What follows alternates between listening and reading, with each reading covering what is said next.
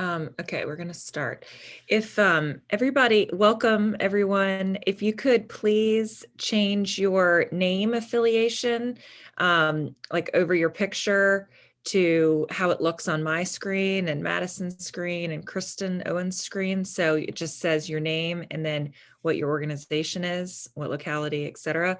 That will be helpful as people engage in the chat. And then people are already doing this, introducing themselves in the chat. We have somewhat of a little bit of a smaller group for us. And so if folks want to do a verbal introduction, I think that might be fun. I'm going to go through and call on people individually and see if you could just unmute and say your name, your community or organization affiliation. If you are a CRS community, what your class rating is, and if you have any update on we're going to be a so-and-so class soon, then that would be great too. And your role in your affiliation and organization. I think that would be excellent because I see people doing it in the chat, but I want to also highlight CRS participation and all that jazz. I'll go first. Mary Carson Stiff with Wetlands Watch, Policy Director and Chair of the Coastal Virginia CRS Workgroup, which is what you're doing right now. And I'm gonna hot potato to Madison. Good morning, my name is Madison Teeter. I am the Program Associate of Wetlands Watch. I just help MC here and there with the work group. Hope everyone's having a good day. I'll hot potato to Kristen. Hi everyone, I'm Kristen Owen. I'm the Floodplain and Dam Safety Manager with Henrico County. We are not currently in CRS, but we are working towards joining. We're just waiting on our CAB from FEMA, which was supposed to be next week, but I haven't heard from them, so I don't know when it will be postponed, but I'm assuming it's not next week. Okay, Ashley, you're next on my list. Yes, good morning, everyone. My name is Ashley Gordon, and I'm a coastal analyst with the Hampton Roads Planning District Commission. Okay, great. Ken, you're next. Ken Somerset, City of Potosi. We are currently a Class 8. We're working on the elusive Class 7 here, so we're hoping to get there eventually. Great. Thanks, Ken. Christy. I'm the only Christy on the list. I'm Christy Parrish with James City County, and we are a Class 5. Great. And that's the highest class in Virginia so far. Whoop, whoop. Woohoo. Okay, Crystal. Good morning. Crystal Bloom with City Chesapeake. I'm the Stormwater Project Manager in Public Works. And City of Chesapeake is a Class 7. Jay, why don't you go next?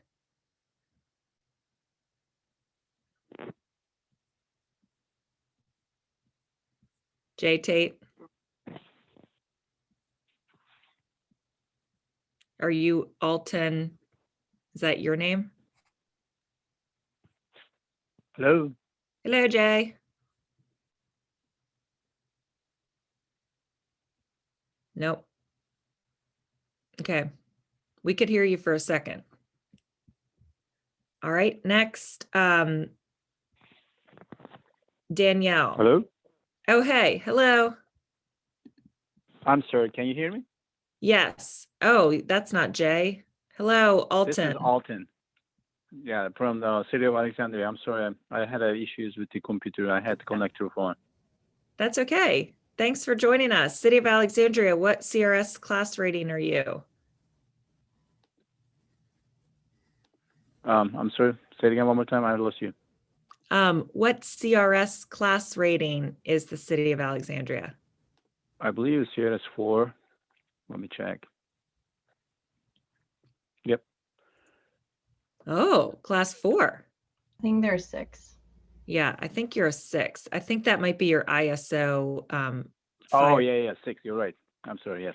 Yeah, that's okay. I'm feeling correct. Yeah, go ahead. Well, thanks for joining us. It's really nice to have representation from Northern Virginia. Thank you. Okay. Jay, I see you're unmuted. Go ahead. Okay, last but not least, Jay Tate, City of Chesapeake. We're a Class 7 currently. Great, thank you. All right, Ben, you're next. Good morning, everyone. Ben with the HRPDC. We aren't a class anything. Okay, and we got Crystal. Danielle. Hi, everyone. I'm Danielle Spage. I am a mitigation planner here in Virginia Beach with the Office of Emergency Management. I believe we are a class 7. That's Yep. correct. So excited to be here on my first meeting. Wonderful, welcome. Okay, Debbie. Hey, good morning, everyone. Debbie Messmer, State Hazard Mitigation Officer with VDEM, and I'm just classy. Okay, Yeah. that was really cheesy. My bad. Sorry. I'm not a class anything. Class act. That's what I am. You are both of those things, classy and a class act. Love it. All right, Deirdre. Hi, I'm Deirdre Wells, and I am with James City County. I am the Chief Civil Engineer here for Plan Development Review, and we are, as Christy Parrish already said, a class 5. Wonderful, thanks. Harrison. Good morning, I'm Harrison Lockhart. I work for the Army Corps Norfolk District in the floodplain management section. Excellent, thanks for being here, Harrison. Jess. Morning, y'all. I'm Jess Whitehead. I am the new director of the Institute for Coastal Adaptation and Resilience, or ICAR, at Old Dominion University. So an academic partner and excited to join the group. I literally just moved to Norfolk 4 days ago. Thanks, Jess. And Jess is joining us from North Carolina, or was formerly in North Carolina. Now she's here in Norfolk. Okay, Kent. Kent Hinkle with York County. We're a class 7. Great. Leandra. Hi, I'm Leandra Colella, and I'm a project engineer at Timmins. Great. Liz. Hey, everybody. Liz Shesley with Timmins Group. Have most recently assisted some locality clients with their CRS paperwork. Chesapeake, I guess, most recently. Good morning. Great. Okay, Matt. Hey everyone, good morning. This is Matt Simons, Floodplain Administrator for City of Norfolk. We are class 7, but we did get confirmation from ISO this month that we will be jumping officially to class 5. So we're excited about that. That should go into effect for new policies after April of 2022. Matt, that is such good news, especially because our flood insurance is about to go up in Norfolk, the preferred risk policyholders, I mean, so I'm pumped. Yes, but we will now get the discount for not just standard policies, but also the policies that are now preferred risk policies, which is about half of our policies. So, you know, we're making a huge jump here. So we're excited about it. Love to see it. Thanks, Matt. I know that was not simple. Okay, Tristan, since you're the other Norfolk friend. Hi, I'm Tristan. I'm the CRS coordinator, floodplain planner, and yeah, we're gonna be a class 5, and I'm super excited about it. And we're just gonna keep moving along.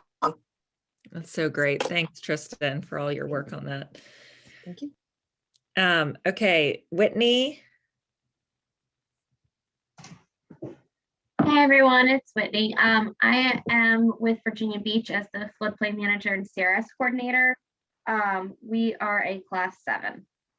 Okay, great. Last person I have is Tom. Tom Brokenbraw is the CRS coordinator, floodplain administrator for Accomack County. He has no camera or microphone on the computer, and Accomack is a class 6. All right, who didn't I get? Jump in.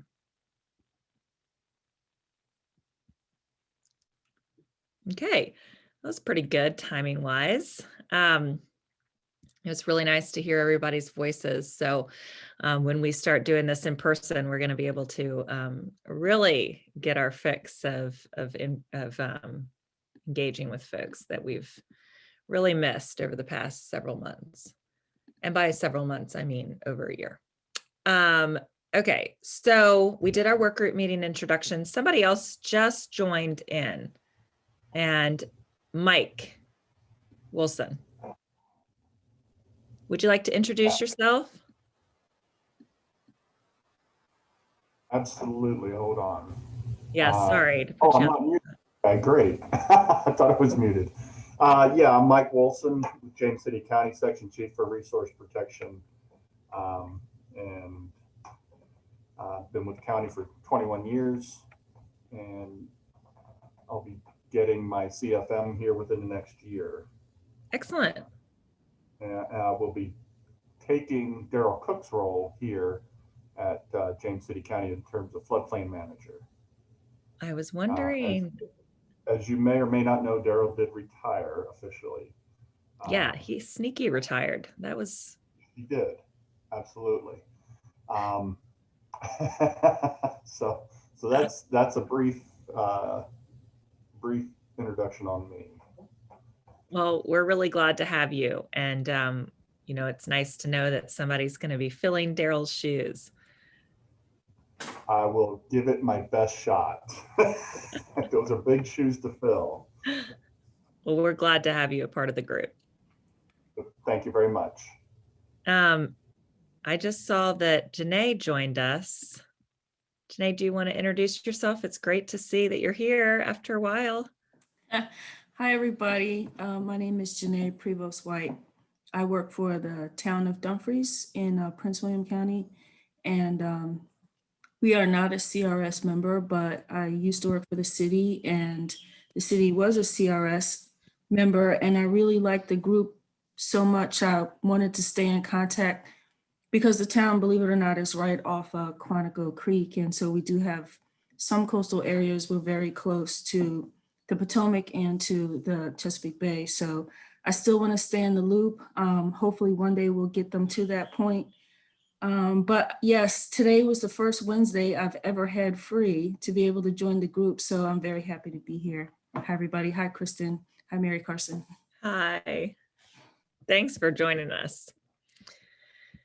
All right, so let's go through and update you on what's been going on. Now, today we're going to hear from, as you know, we're going to hear from Scott Smith from the city of Hampton. And so he's going to join us around nowish. And so when he joins, we're just going to switch around whatever I'm talking about and let him go ahead and present, because he had it on the schedule for yesterday and was able to switch some stuff around. So 2021 meeting dates. We have been coordinating with the Newport News folks about getting in person again, and especially with the CDC guidelines actually coming out after we did all of this kind of date negotiation or whatever. We're definitely going to be able to do some in-person meeting here soon, which is excellent. Now, for all of the in-person meetings, we will continue to offer Zoom. So that will not change. And in fact, the location has received a recent internet upgrade. And so some of our problems of connectivity should hopefully be resolved.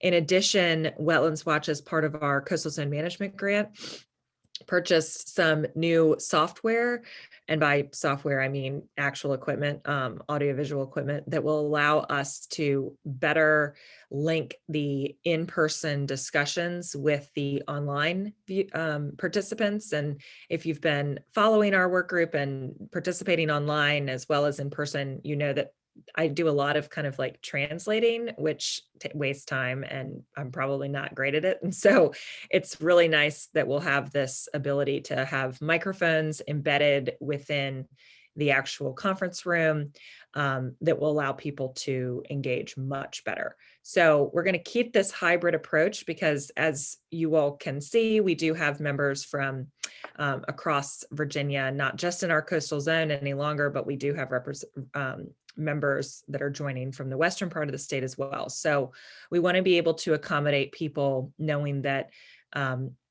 driving to Newport News may not make sense for everybody. And so as we emerge out of our COVID world, it makes more and more sense to kind of be cognizant of everybody's online needs.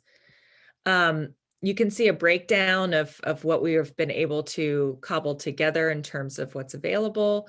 The James Room is being used for a lot of election preparation. And so you can see that September wasn't available for in-person, leading up to our election times, and November 17th was. So if you want to come in person, I think that that's great, but certainly not required. And we're going to continue to accommodate virtually always now into the future. CECs, if you are an active participant, you know that we work really hard to get CECs for all of our work group meetings. And we've been very successful with the exception of just 1 or 2 meetings in the past, almost full year, 2 years. So this is a breakdown of our recent CECs. We've gotten it so an hour and a half of content has been awarded with 1.5 CECs. And of course, our meetings are free. And so if you know a friend who's a certified floodplain manager and needs CECs, let them know about our group, because it's a really easy way to get some CECs throughout the year. So you end up with whatever that math is, I don't know, at least over 10. What is it? Okay. So this is my regular plug for the Virginia Floodplain Managers Association. You do not have to be a certified floodplain manager to join the Virginia Floodplain Management Association. It's a very easy lift at only $25 a year.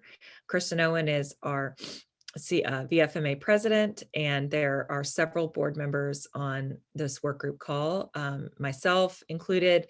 Whitney McNamara is the vice chair or vice president, and Ken Somerset is also on our board as well, as is Matt Simons. Who else did I forget? It's a good rep. I think that's everybody that's on here. Okay, join our group.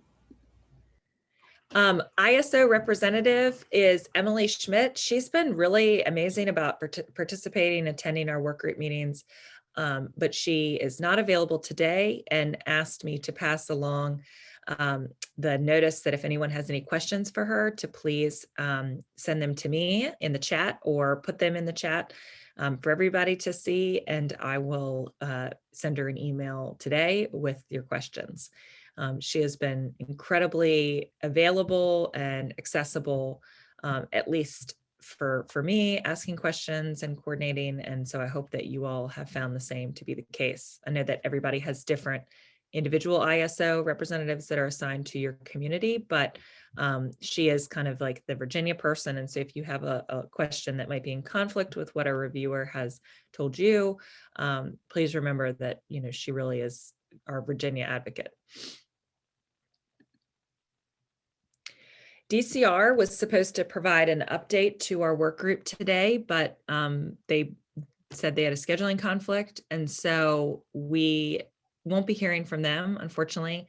But we've been told that they didn't really have a new update to provide. And so just in case folks have missed it, the new floodplain staff that have been hired, Brandy and Michael, if you've seen their names around in meetings or whatever, they are the kind of the new people that are assisting Angela Davis and Wendy Howard Cooper. And so that's kind of the team of 4. I think that there are some new floodplain staff that are coming on board that will be assisting with the coastal master plan and the assistant for coastal adaptation and protection, assistant to the governor, Ann Phillips. And so, there's some changes going on at DCR, but in the meantime, these are the 2 new staff that have been added. One thing before I talk about trainings, there was discussion about when I was asking, when the update could occur and what people would probably be interested in talking about. DCR staff, I said, well, would you all be willing to talk about repetitive loss information? Because obviously that's something that everybody is very interested in talking about, especially CRS communities who rely very heavily on their access and ability to see that information. And I was told by DCR staff that, let me pull up the actual email, that of course they had that big kind of freeze out of data, but that information for repetitive loss requests has actually been fulfilled. So if you had a request that you made to DCR for repetitive loss information, according to DCR, all of the requests have been fulfilled. So if that's not accurate, then I need you to reply in the chat that you're still waiting on your information, because this is our opening, because they've said that they've fulfilled everything. So we need to please indicate in the chat that you've requested the information, just like Kristen just did, and haven't received it, so I can follow up with the DCR team. During the ASFPM conference, repetitive loss information came up quite a bit. And a FEMA representative said that now the new course of request is supposed to go through the relevant state agency. And for us, that's supposed to be DCR. And when I kind of said, is this true, to the DCR staff, Angela said that that is correct. So going through them is the way to go. She said, of course, there was that temporary freeze on the data that's been recently resolved. So I hope that that provides some clarity to folks. If anybody wants to discuss that, let's do that right now. Has anybody requested the information recently and received it?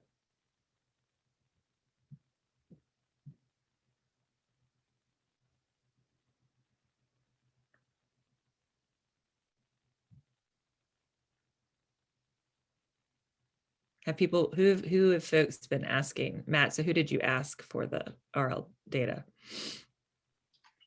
I just added something to the chat on that. We asked Rich Zabata with FEMA, but I also didn't realize until now that for repetitive loss specifically, that it had to go through DCR, because we just asked for all of our data all together. Yeah. And so we figured that because only some of it, because some of it had to go through FEMA, we just made the whole request to FEMA. Yeah. But now I realize that we got to break it up. Yeah. Didn't you request it from DCR though before? Because I know, like, I also just went through FEMA headquarters because they weren't responding to me. And now I'm working with Rich because headquarters, they changed their process. But yeah, I may was have. thinking you asked him to. I may have. I didn't want to say that because I'm not sure. I'd have to go through my emails. Well, and DCR wasn't able to provide it until, I guess, somewhat recently, according to, what the emails have said. So I guess moving forward, if it looks like Tom from Accomack has also asked Rich, if Rich is getting it to you, that's great. But now we know that we can go through DCR for that request. So I think that it would be what folks should probably do is to email the entire floodplain team with your request. So I would email the whole gang just to make sure everybody sees it. Okay. And I'll follow up with Angela, just noting that people had asked FEMA. Okay, any questions? All right. All right, so let's talk about the DCR posted trainings that y'all should have seen. So have people seen, oops, sorry.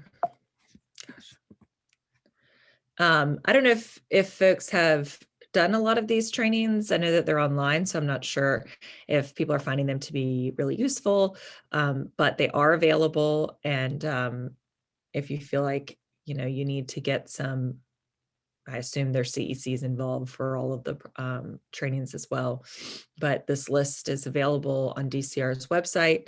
I think of particular note, especially given some of the conversation that's already happened on this call, the CFM preparation classes would be of particular interest. So there's one on June 4th.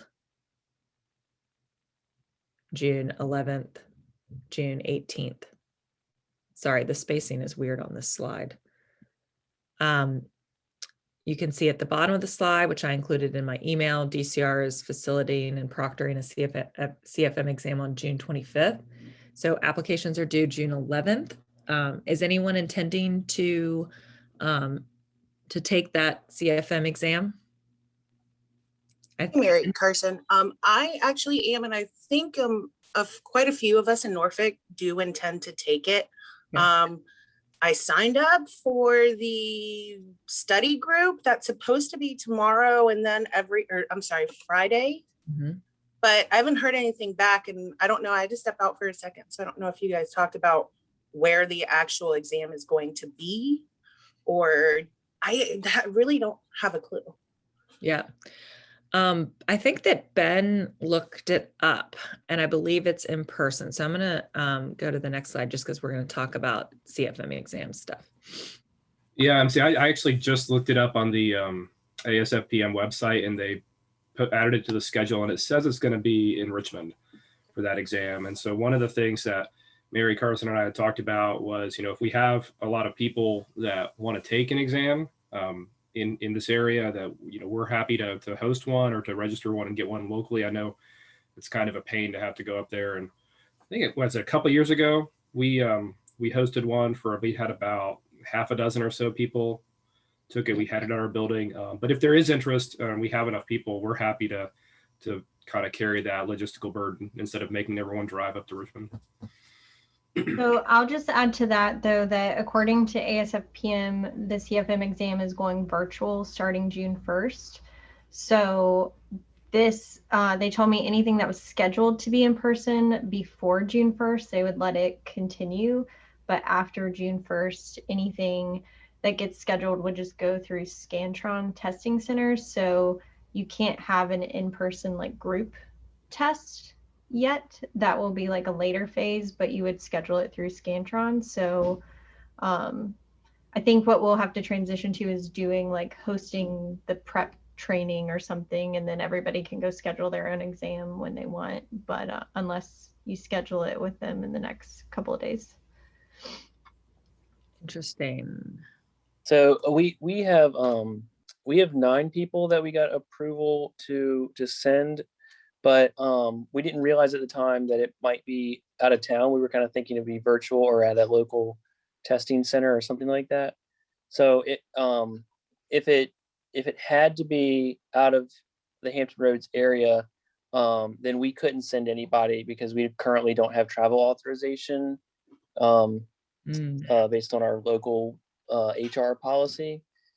So if it was possible to do the test on the 25th of June in Hampton Roads, then we can still keep everyone on track. But we don't want to, send all paperwork and pay all the fees and everything if it turns out that we had to end up going to Richmond, because then nobody would be able to go.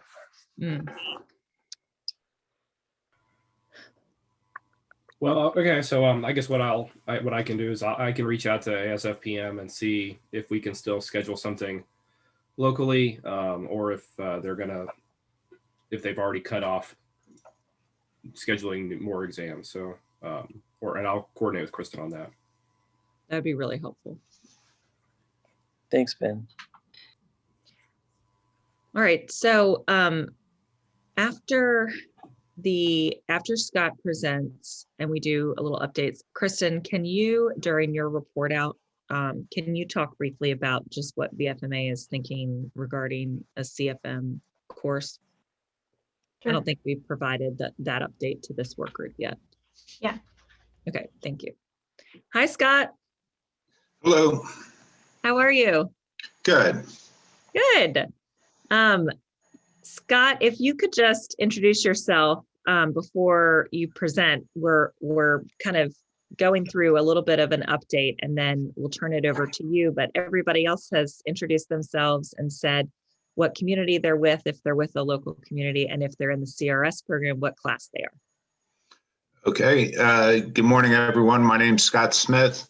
I'm with City of Hampton. I'm a senior civil engineer in the stormwater group. We are a CRS community, but I apologize. I do not know what level we're at in the CRS. Y'all are class 8. Is that right? Let me check the website. I'm pretty sure they're an 8.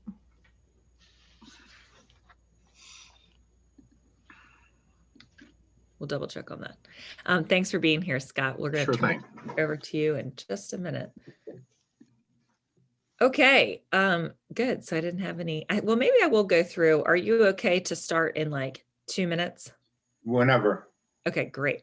All right, so I thought maybe we could just do a little bit of an overview of the BRIC program before Scott presents. Were you going to do this, Scott?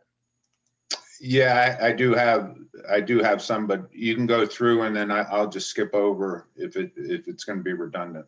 Okay. Well, this is just a graphic from the BRIC website for FEMA.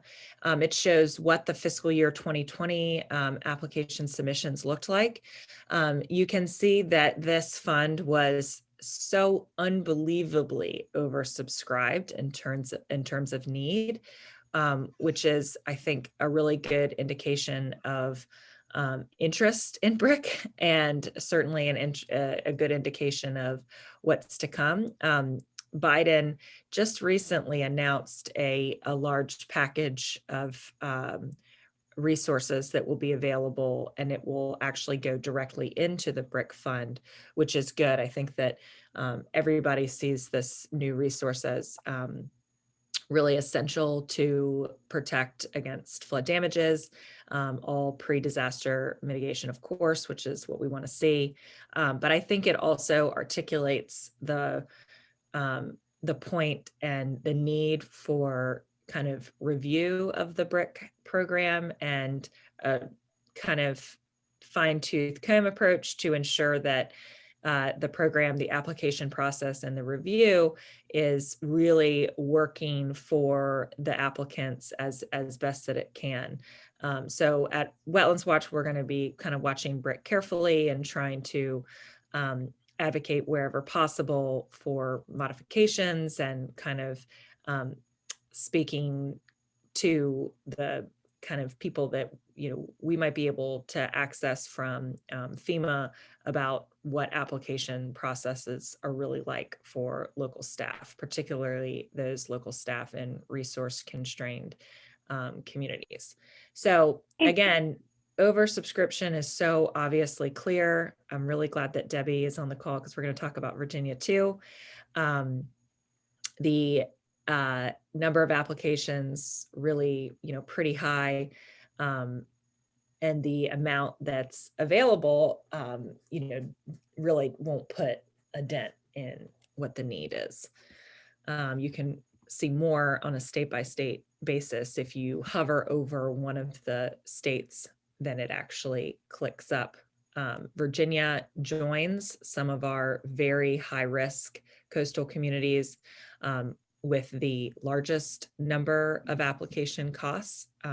No surprise. I also want to note that at the ASFPM conference, Virginia had the largest number of attendees of any state, which is so fantastic and just goes to show what a need there is for flood risk reduction and flood mitigation. This is still a national look. This is the top 10 sub-application activity by cost, so not necessarily by submission number or application numbers, but by cost of the project. Flood control definitely wins here, and I think that that has a lot to do with how expensive flood control projects are. And then you can obviously see going down what we have here. I thought relocation was really interesting. The statistic as opposed to acquisition, I guess relocation costs are greater than buying out costs. I'd love to see a further breakdown of this. And mitigation and reconstruction, which we're not seeing too much of in Virginia, or at least in Southeastern Virginia, is also top 10. So interesting there. Virginia, this is the kind of pop-up that you see when you hover over the state. sub-applications 36, technically 35, but VDEM submitted its own application for support, administrative support, which is typical.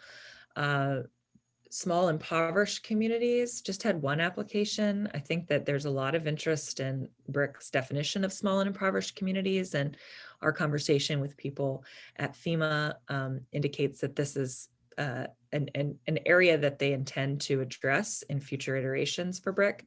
The definitions don't always match up with how local communities might define a small and impoverished. Oops, excuse me. Application costs. It's incredible, about $312 million. Our breakdown of application, you can see, I like that they did it by number of applications and application costs. Flood control winning with generator and utility protection. Next, management costs. And I wonder what the other is. And Debbie, maybe you could provide, I have, of course, the document that you sent me that is the breakdown of everything, but I'm not sure what that management costs would include. Oh, if that's the VDEM grant application, that makes sense. It is. It is, okay. And then what was other? So other, it was a bunch of different things. We actually submitted, like you noted 35 applications. So I'm not sure how they grouped them specifically. Like I have my spreadsheet up right here, but we had like different things, like York County was requesting for a culvert replacement. So I don't know if those fell under like utility infrastructure protection or flood control or other. I'm not really sure. I will say that one of the bigger ones was DCR submitted for rehabbing some like high hazard soil and water conservation district impounding structures. So some dam, I guess, mitigation. That was $60 million. So that might be that one right there. And then, there is quite a few larger city road projects. So I think actually Hampton, Norfolk, and Virginia Beach all had something that was, dealing with road infrastructure or road mitigation, and Chesapeake too, actually, I believe. So yeah, Chesapeake too. So there, I don't know how they grouped them specifically. And there's obviously, 10, 21, there's obviously 14 missing that are noted from here. And we did have 4 planning projects and 4 scoping projects that we submitted. And just to note, you noted the small and impoverished community. You were right, Mary Carson, when you said we had so much interest in like areas within counties and cities, but they're not considered small and impoverished to FEMA yet. So the only one that we submitted was an application for the town of Tangier, but we probably had 5 or 6 different requests to look at that definition. So hopefully you're right. Hopefully they will address some of those as well, or those changes that need to occur, I guess I should say.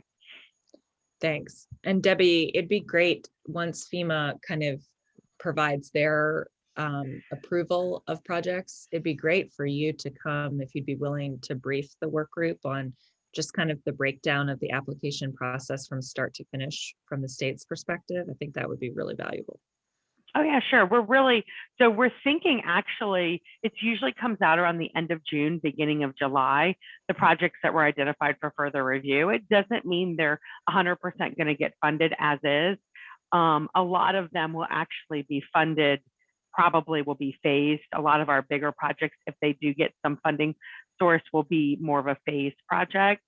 But yeah, I'd be happy to. And also just to note, it just came out that I think it's going to be right about $1 billion for next year's BRIC amount. So doubled what we had this year. That's great. Which still, as you noted, isn't even close to enough to to cover the applications that we had submitted this year, but we'll see. I know, it's something. Okay, that was all that I had. So let's go back. I'm going to stop sharing my screen. Thank you, Scott, so much. And whatever overview that you have in your slides, I say just go for it, include it, since mine was really brief.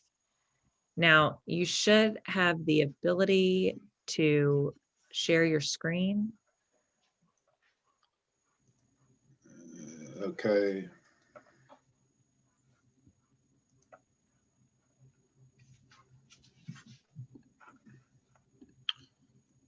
Is it showing up? Yes.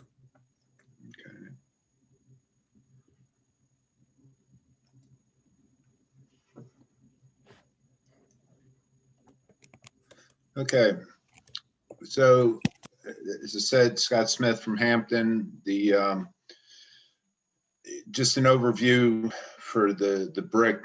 The big thing on this slide was just that it was 400 million in funding annually, and that the brick grant was then centered around these different lifelines,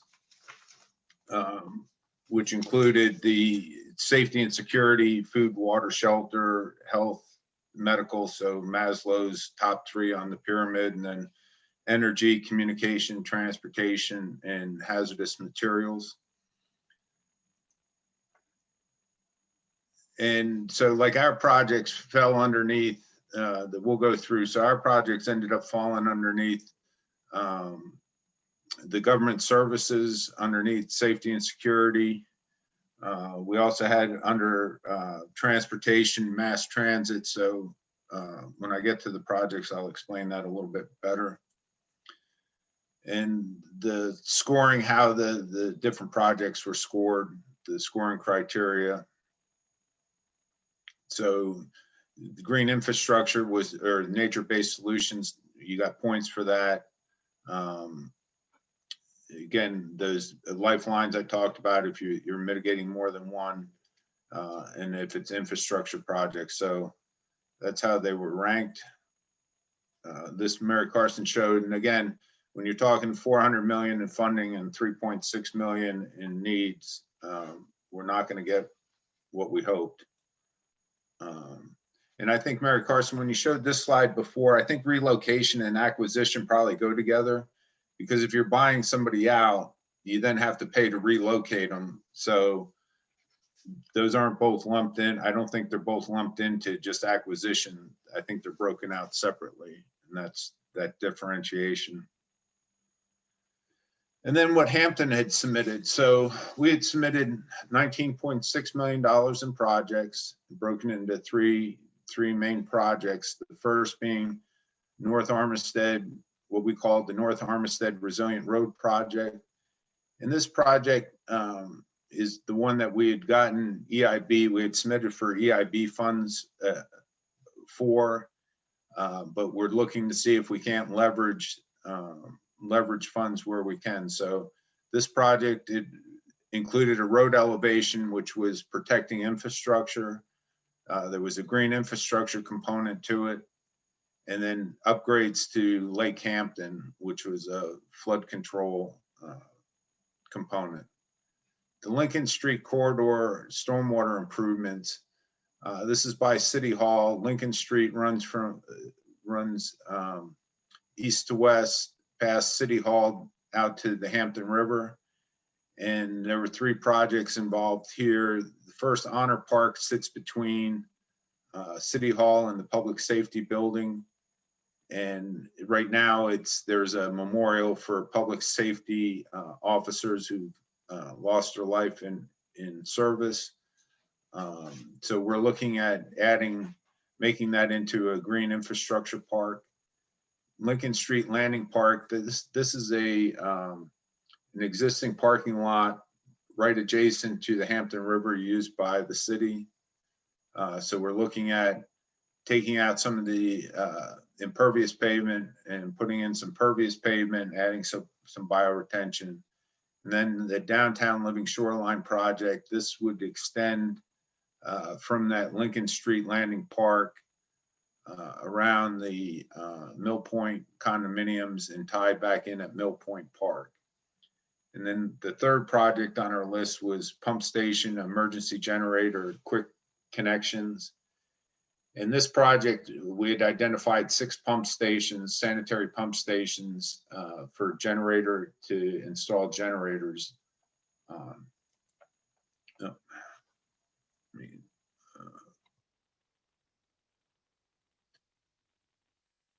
So as I said, so the North Armistead project, it starts basically at the Home Depot from the bridge over Newmarket Creek and extends up to Finley Street.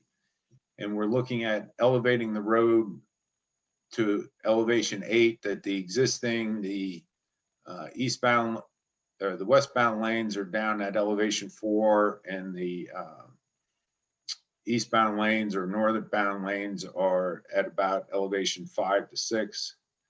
We're looking at adding green infrastructure, so bioretention within the median, and doing pedestrian improvements to include a shared use path that was identified as smart scale, that we do have some VDOT smart scale money for the pedestrian improvements that we'll also be leveraging on this project. And then the Lake Hampton, we're looking at raising the existing earthen berm adjacent to Newmarket Creek, replacing the failing outlet structure to increase the storage capacity of the lake. So here's just a better view of where the road elevation will occur. So the areas in that reddish pink, Freeman Drive's already been reconstructed, but North Armistead, again, from that Home Depot site across Lake Hampton up toward Finley. And this is a picture from Hurricane Sandy of North Armistead. This is looking toward 64. The Home Depot is on the right side in the distance, but you can see that white car floating in the ditch. That's Freeman Drive there. So this was definitely identified as a need. And Wagner and Ball, as part of the resilient, part of the Newmarket Creek study, had come up with this concept of the road elevation through this area, adding the bioswales in the middle of the median, the shared use path over on the side. And when we're looking at the elevation, so we were looking at how do we set the elevation of the road, and how we came up with the elevation 8.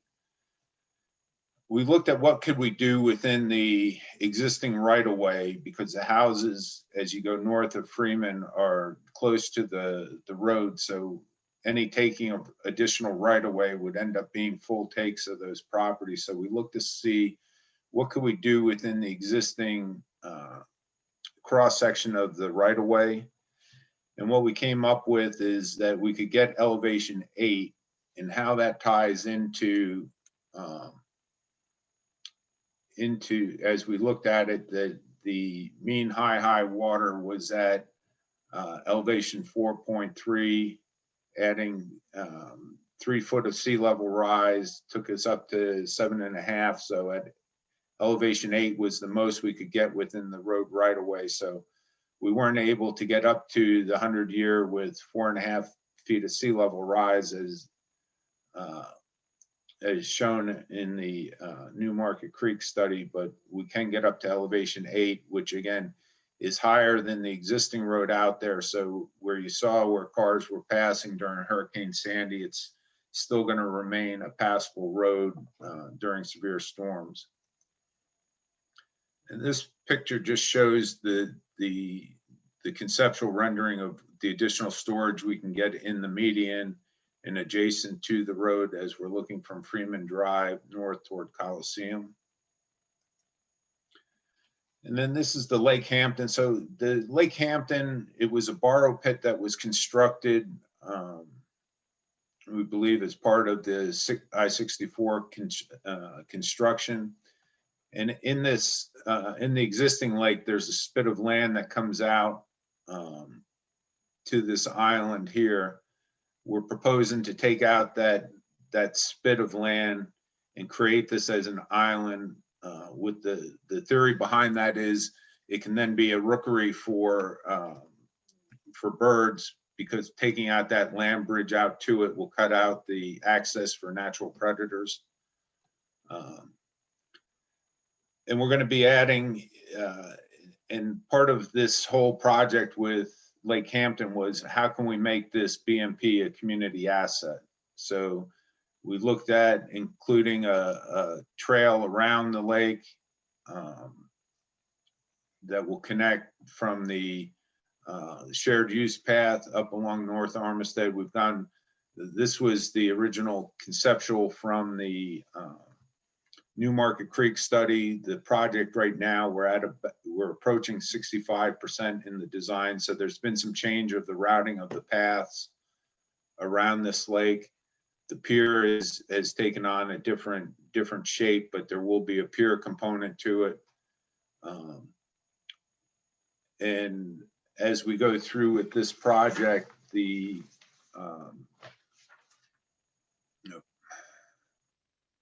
so for the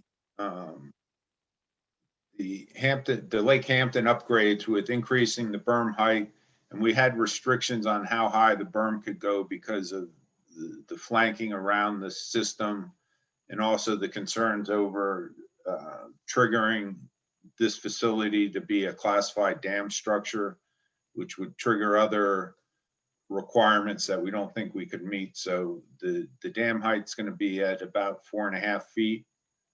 But with the change in the outlet structure and the increase in capacity of water storage in the Lake Hampton, that's going to result in approximately 8.3 million gallons of additional storage in Lake Hampton.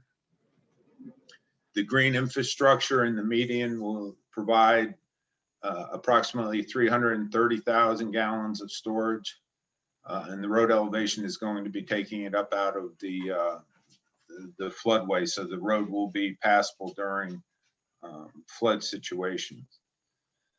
So this was our North Armistead Resilient Road project, and this scored, I think it was 83 in the rankings for our projects.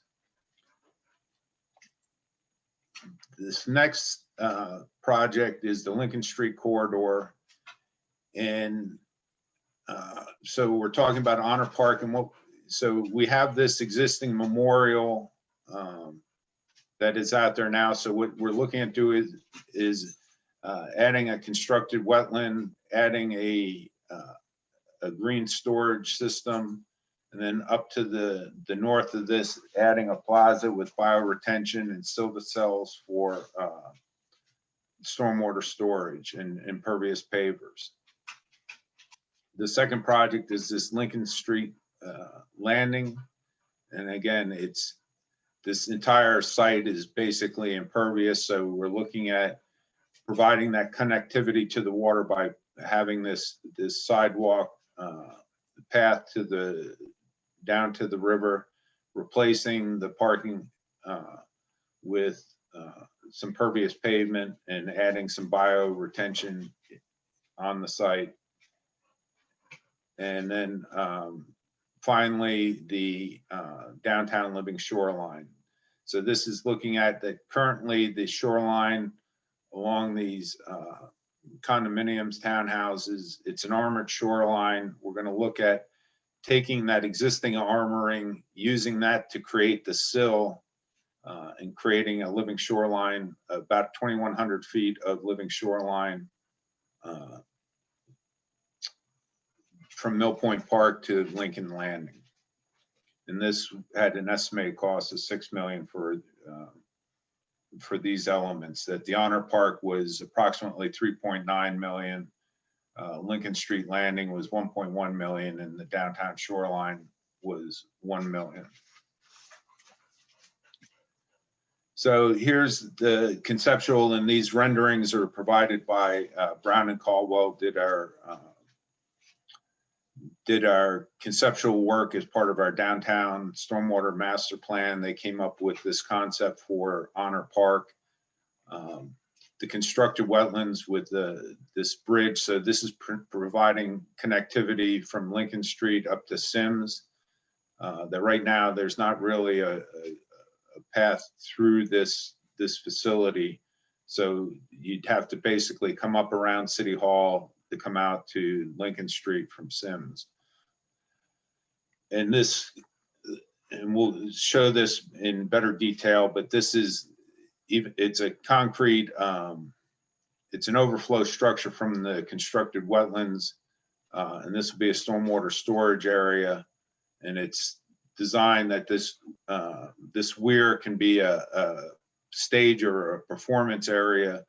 And then you've got seating, kind of an amphitheater type situation. So when we're not having a storm, this can be an active space for the community. And then up to the north is a plaza where we would add trees and bioretention, and again, getting additional storage up in this area. So here's just other views of the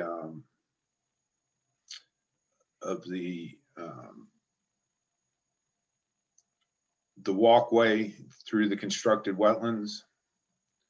Here's this, what we're saying, the stage. This weir would be the stage for the area, and it would be envisioned with these steps could be seating areas, and then having the green areas in between.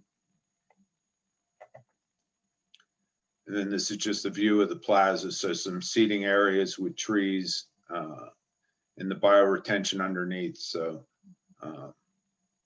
we're looking at this as a green stormwater park. So it's a good demonstration of the different resilient components, and especially putting it next to City Hall, between City Hall and the public safety. We're incorporating these resilient features, still maintaining that Honor Park, keeping the memorials to the fallen public safety folks. And again, here's a better picture of the plaza, of what the plaza could look like when completed. And this is just a view from Sims looking up. So you can see the Honor Park retains its component. And we now have access from Sims through this facility. You've got connectivity between the streets. You've got connectivity between public safety and City Hall. This is the Lincoln Street. This is what it looks like now.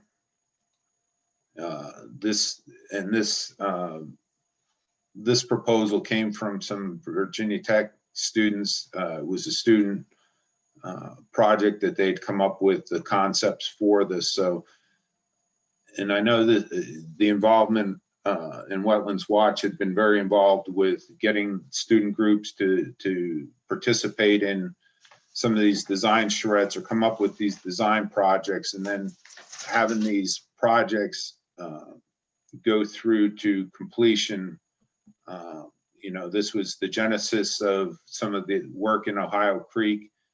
Started with Wetlands Watch working with ODU and Hampton University students. So, where we can, if we can have some of these student projects come to life, to me, that's one of the big give backs as we go through, that it's not just an exercise they do in school, but if we can make it become a reality, it just adds something to their experience. And then this is just a conceptual of what the Mill Point living shoreline could look like. That this is an existing pier that's out here, and as I said before, this whole waterfront is just armored along here. There's an existing walkway out here that gets good use, and we think that as we come through and create a living shoreline, it will further enhance the vista out across the water in downtown Hampton. And then probably the least sexy of the projects was just the sanitary sewer pump station standby generators. That we have 6 stations that we put in for the grant. We have a lot more, and we'll be continuing to assess and probably put in these type of projects in future brick applications. So that pretty much sums up what Hampton had submitted for the brick grant. Our project scored pretty well. I think the highest scoring was the pump stations. I think that was 84 points. The Lincoln Landing was, I think, 79 or 74, 75. It was in the mid 70s. And then North Armistead was in the 80s. So we scored well in Virginia for our project. So hopefully we'll see some funding come out that these projects will be advanced in the end of June, July. And that ends my presentation, Mary Carson. Scott, thank you so much. It was really interesting. And thanks for your kind words about Wetlands Watch and the collaboratory project. It means a lot.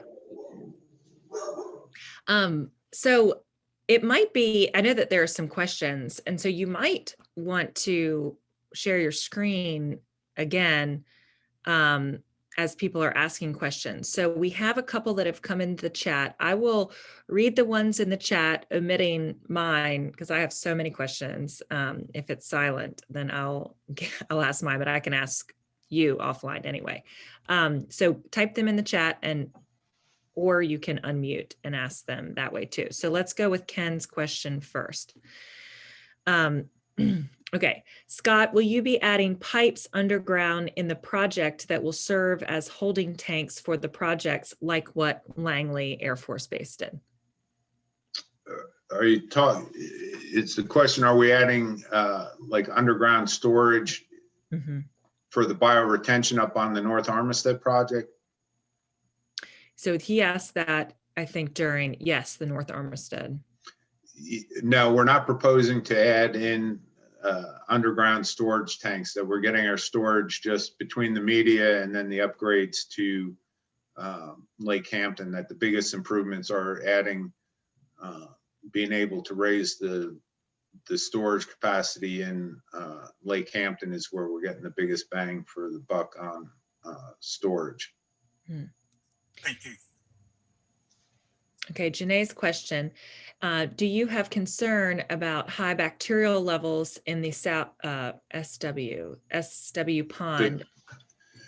Yeah, so Lake Hampton, that island is currently, there's wildlife around that now, and there's tidal influence into the lake right now. We're evaluating the turnover. So that's something that we will be monitoring as this project goes forward, and if need be, if we need to add aeration to the lake, we will. As far as the rookery, we're not proposing to add birds to it. It's just providing, I guess, a safe space for them. So we'll see how that evolves, and that may be something that we just have to monitor throughout the life of the project.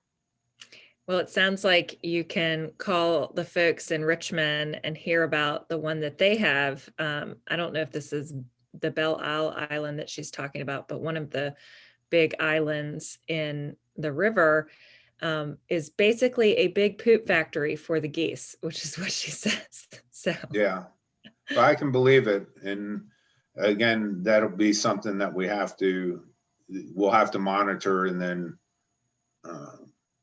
do, and that may be whether or not we take out that natural land bridge. Right now this is what's proposed. So, but I'll add that to the concerns, and we'll see mitigation strategies for it. Alton asks, did you have any outreach issues during the project, and how did you overcome? So we're getting ready to do outreach now. So they did some before COVID. There was some public meetings on the New Market Creek plan. So this was floated. The concepts were floated out prior to COVID in 2019. Now we're coming back. We're in July. We'll be getting the 65% plans, and we'll have a public outreach probably in August and get comments now that we have the plans more refined as far as what's actually going to be happening. The biggest concerns that we've had, we've sent letters out to the adjoining residents letting them know that we're working on stuff, and most of the people's concerns is just how is it going to affect my property, especially the ones along North Armistead, whether or not we're going to have to take their property. So so we haven't really had that true public engagement that we're hoping to get later this summer. I think that the public engagement around the Living Shoreline project is going to be fascinating, and I would love to be able to listen in, because that shoreline reminds me so much of so many of the neighborhoods like in Norfolk and mine, for example, right? So I assume there was an existing like grass median that folks were using with a flood wall, as you mentioned, along the neighborhood. What kind of fetch are y'all up against in that area? Yeah, it's not for this because of the Cross River. It's not that great. The fetch here, the one benefit of this particular project is that this is all city-owned property. That that development is adjacent to it, but the city actually owns the walkway, and the armored shoreline is city property. But yeah, I'm sure the neighbors are going to be concerned about what we're doing in the level of protection. But part of it is we're looking at reusing the rocks to dissipate the energy further from the shore versus having it come up and then splash up over their property. But yes, that will be. And right now, the North Armistead project is in Lake Hampton is under design. The Lincoln Street projects, they're just conceptual at this point. There's been no funding allocated for those at this point. But we do see that shoreline is going to be a major part of us hitting our TMDLs for the James River. I just have one more question about, and I think I typed this. Yeah, the road elevation. So that that 8 feet, just so high up in the air, and that rendering kind of just makes me think, is the issue that you would essentially have to create a bridge to get an elevation of that level, and that's not practical? Yeah. No, so we're raising the road. So on the so here on this high side, this side will only come up about a foot. Whereas this side, it's going to raise up about, the road will be raised 4 feet. Yeah, and so on the design rendering, the next slide, you mentioned that 8 feet wasn't possible, right? Because then you can see it's like almost at the top of the car. No, so that elevation through the car, that's actually up at that would be at 12.5 feet. Oh, okay. So you mentioned, okay.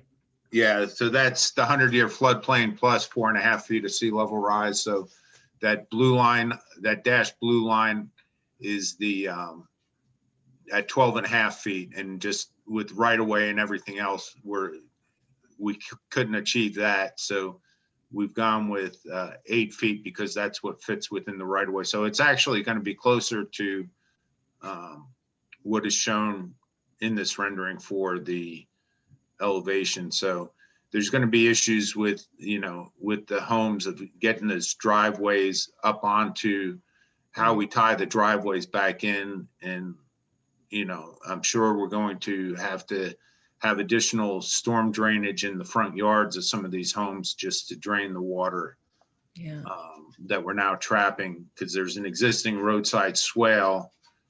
But now that we're raising the road up through there, it'll have some issues with tying in. So, but that's part of the exercise we're going through now. Interesting. Any other questions for Scott? So yeah, the North Armistead project right now, our schedule is to go to construction in the spring of 23. So we're, actively doing it. The other projects, we don't have any schedules or conceptuals. We'll probably be throwing probably doing some preliminary engineering on the Honor Park. That again, because of the quality of the renderings that Brown and Caldwell did, that really sold it to people in City Hall. So we think we'll get some funding to at least do the preliminary engineering on that and, fine tune the cost estimates for that project. But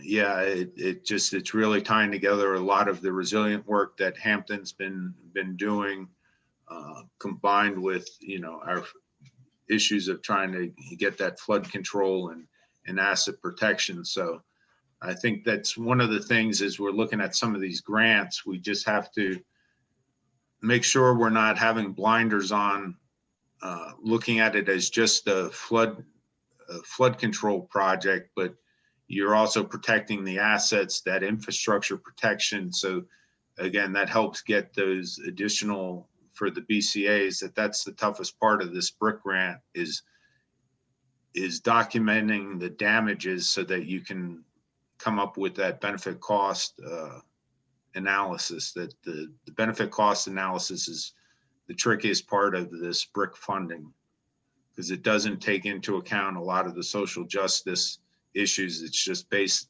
on damages avoided. So that's a challenge for trying to get it to the point where the projects are feasible. And who did y'all's BCA? Was that in-house or did Wagner and Ball do it? No, that was in-house. Yeah. Big challenge. Yeah. Fortunately for North Armistead, because of the flooded roads, we were able to justify the number of trips with traffic counts and the days flooded. We were able to come up with the number of vehicles impacted, and I think it's 45,000 vehicles a year are impacted by the flooding of, on average, based on the flooding of North Armistead. So that provided that justification for raising the road. Gosh, yeah. But if we didn't have that data, the project would not have been viable through this process. Wow. All right. Well, thank you, Scott. We look forward to hearing how you all fare, and hopefully FEMA will select you to move forward. Yeah. I think that the area had some good projects, so we'll see how they we'll see how we all fare. And yeah. Thank you for this opportunity to speak with you. Yeah, we really appreciate it. I've just launched a poll, and hopefully we'll hear from other communities as the BRIC applications, as we find out who goes forward. I think that the BCA issue is definitely one of the, the biggest ones that everybody's going to be facing. And for the communities that don't have the wonderful staff capacity that Hampton has, it's just all the more challenging. You should be able to see this poll, right? Can folks see it? I can't tell if anybody's filled it out yet, which could be a problem with our polling, which has certainly happened in the past. We are trying to get CECs for all of these, for all of our work group meetings. But, you know, if you don't fill out the polls, then I can't submit it for credit accurately. Okay, good. People are saying they're filling out the polls. Wonderful. Okay, so people are filling them out. Oh, I hate that I can't tell how many people have filled them out. Usually I just keep it up until I can tell.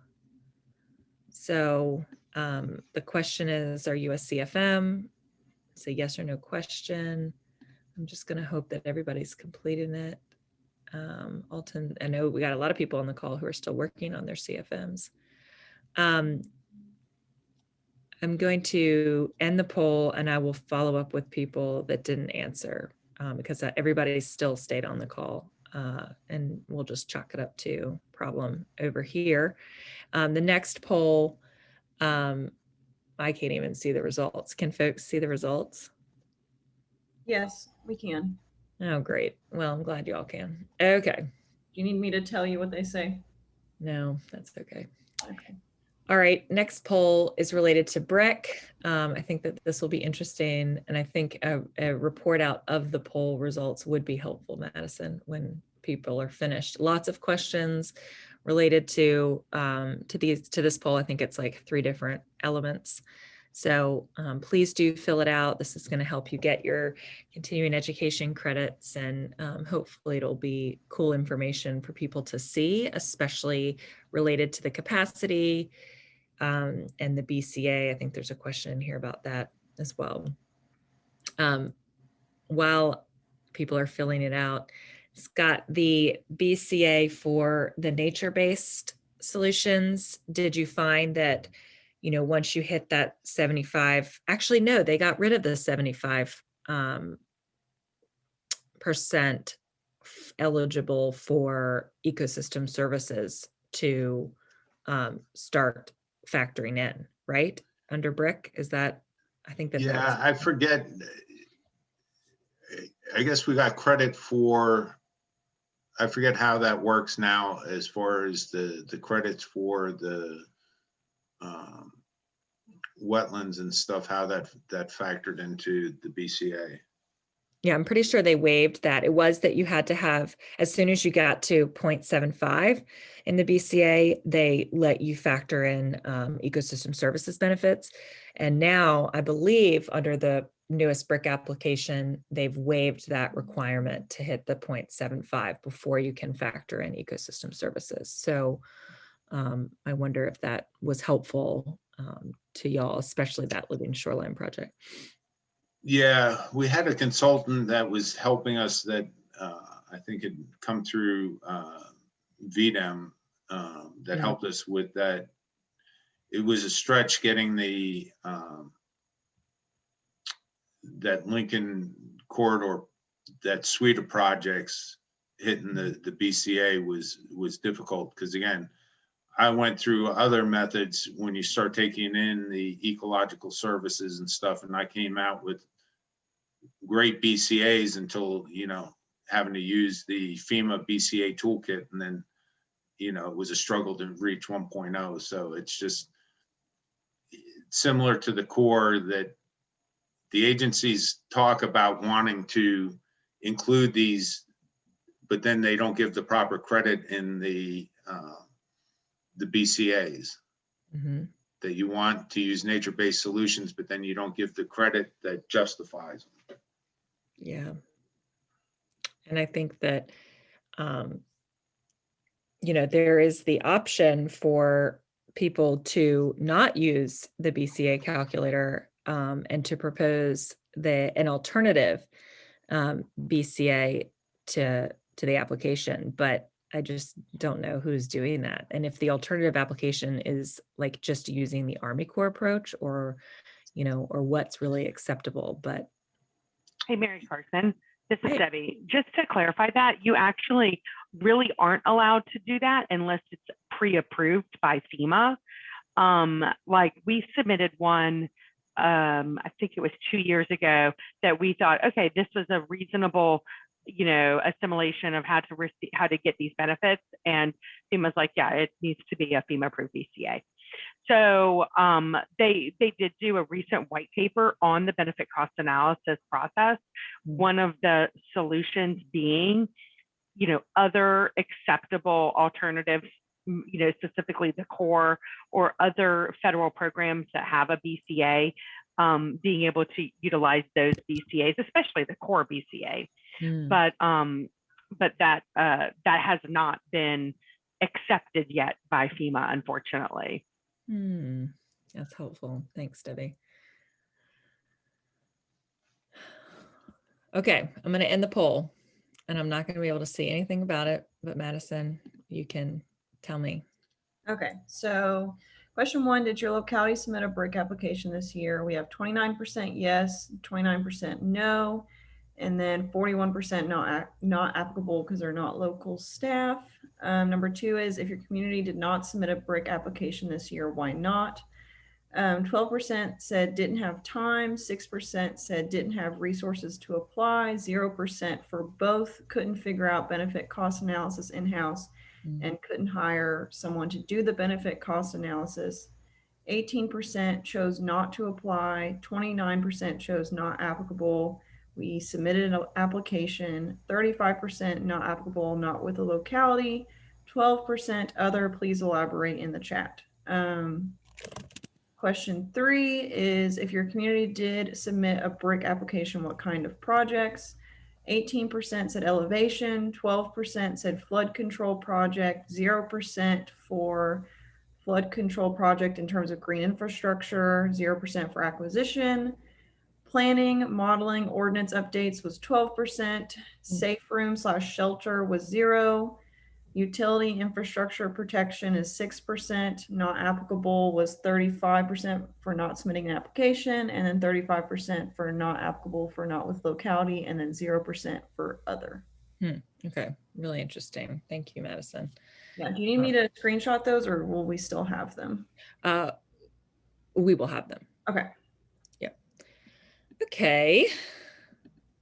Excellent. I hope everybody completed the poll. If you didn't, please message me in the chat, and I'll take that into consideration when I submit the CECs, in that I'll just indicate that you did complete the poll.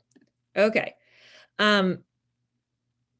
Wanted to provide, Scott had to jump off, but I'm really glad that he presented. I think that was really cool. Great projects going on in Hampton. Just wanted to provide a very brief overview of the Virginia Community Flood Preparedness Fund.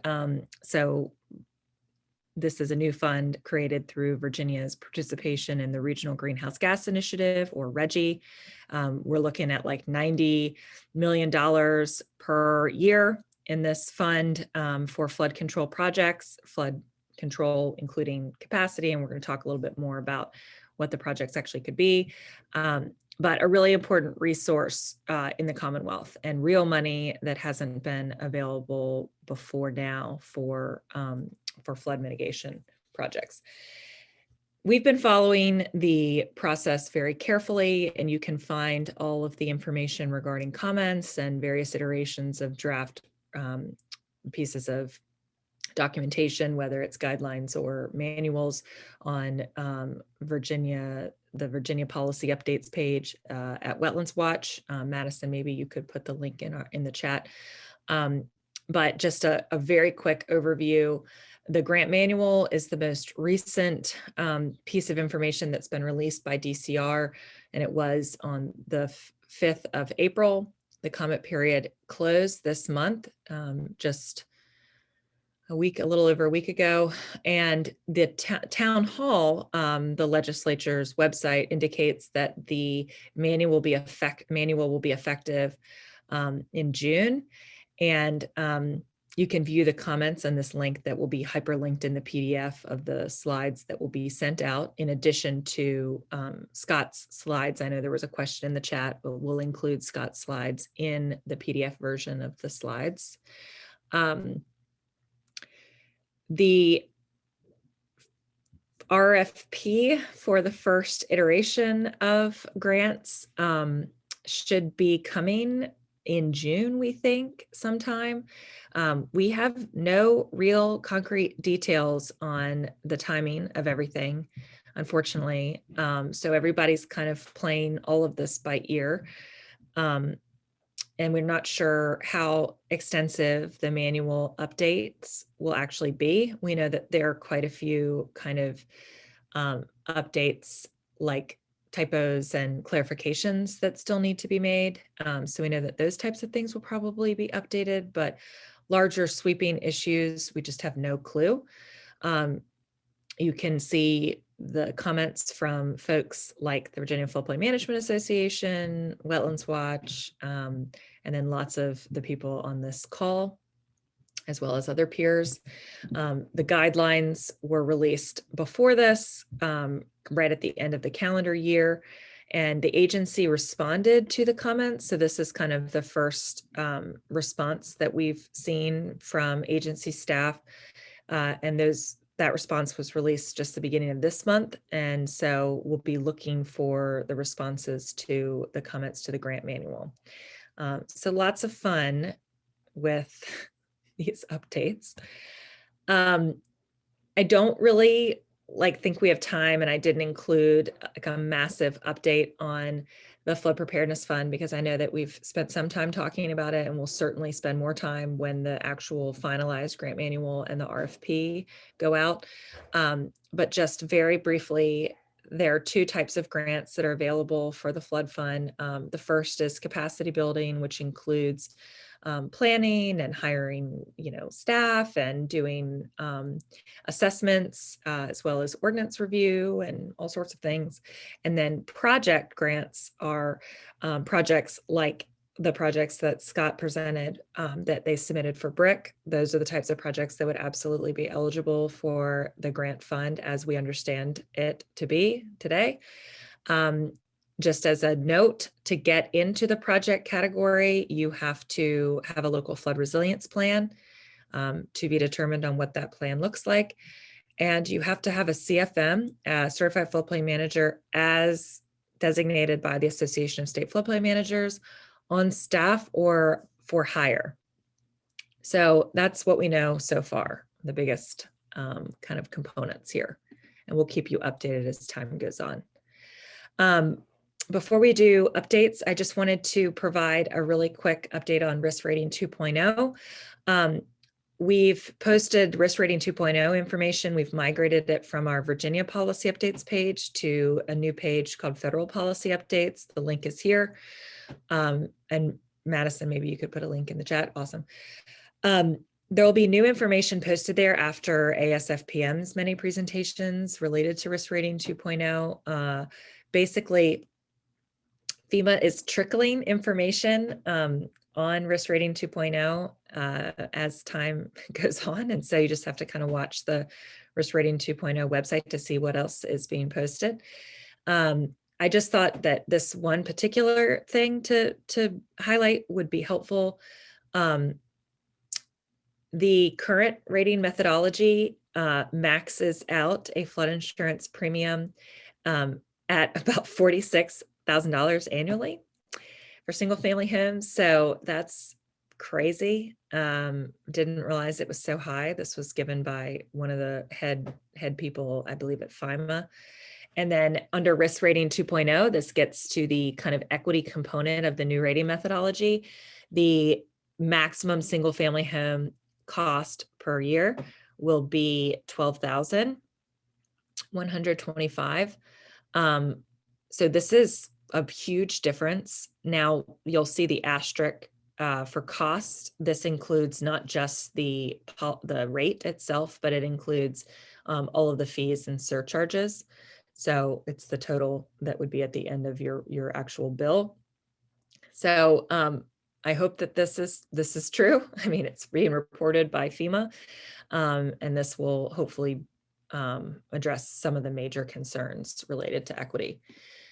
As I mentioned, FEMA has been releasing information in this kind of trickle approach, and we all saw the graphic that the horizontal bar graph when I think in our last meeting of the CRS work group, But the information on the left side, the vertical graph, was recently released, and I edited it just a little bit to kind of make it a little bit more clear and matchy with colors and things like that. And this is a PDF that we've posted on the website that Madison included in the chat. It shows a breakdown of actual single family home policies and then all the other policies. And so you can kind of project, these are commercial commercial buildings as well as investment properties. You can see the breakdown here is really interesting. Most of Virginia is seeing decreases, which we saw. I guess most isn't exactly perfectly accurate, but quite a lot of big decreases. The slight increases are 0 to 10 per month. And so obviously we can extrapolate, we're looking at just right capped at $1,000 increase each year. Excuse me, 120. So that's definitely where the largest number of policy holders will see that increase. The bigger increases here, you can actually see the policy count, which I think is what's of value to this new vertical graph or vertical chart. The 10 to 20 monthly increases, you can see it's about 4,000 properties. Most importantly, our bigger increases here. You can see that there are no single family homes that are experiencing massive increases. And, we're really in that $20 to $30 area of increase. So $20 to $30 per month, 708 policies will experience the greatest increases. We still don't have information on location of increases. We hope that that information will be coming next. But I think it's interesting to kind of, I don't know if quell is the right word, but to show policyholders in your community or your other stakeholders that the increases are not going to be so dramatic for Virginia. Now, there's the big kind of caveat that true, these increases are minimum yearly, but we're not sure about how many years the increases will continue. And there's a little bit of like weird misleading information that I've seen about the number of years the increases will continue going forward. This is exactly what Tom just asked in the chat. I'm hoping that one of the presentations that I missed, because it was during the time that I gave my presentation at ASFPM, will provide a better breakdown of just what the percentage in Virginia will be of, I think they're breaking it down to 5 years, 10 years, greater than 10 years of that continual annual increase. So that will hopefully be the information that we're going to get soon. So I don't have an answer for your question, Tom, and that's what we're really concerned about.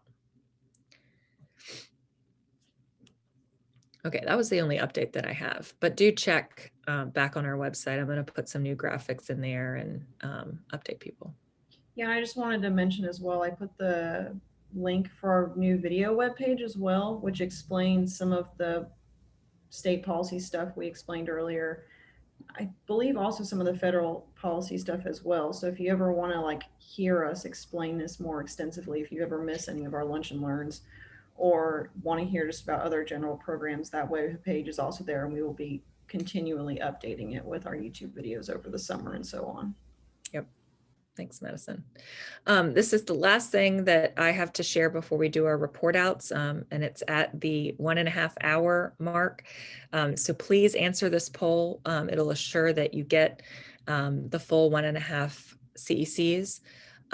You'll notice this is kind of a repetitive poll question that we continually ask. The Coastal Zone Management Program has been wonderful and generous in funding Wetlands Watch to do CRS work across the coastal zone. And this work group is extending beyond the coastal zone, which is great. And they're supporting our staffing of this work group, in addition to the trainings and evaluations that we've done in 12 communities in the coastal zone. And under this current grant year, we have resources to do, we initially had resources to do 2, but now we have resources to do 3. And we have some people that are kind of like, queued up, but we think that there might be opportunity to maybe extend beyond that even as well.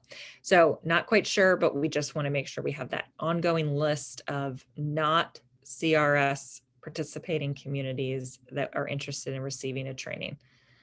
So if you don't mind voting, that would be great. And that will help me with your CECs.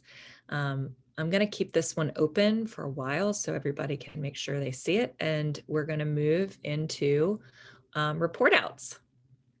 So typically the way we do this is that I just kind of call people. If your audio is not working like Tom, please use the chat, and feel free to use the chat if you prefer to report out that way. Otherwise, I'm just going to start calling on people. And I'm going to start with, it says alphabetical. So Alton in Alexandria, I know that y'all are not CRS, or excuse me, that you are CRS community. If you have anything to update the work group on, this is where we just kind of share concerns or things that we're thinking about for the good of the group.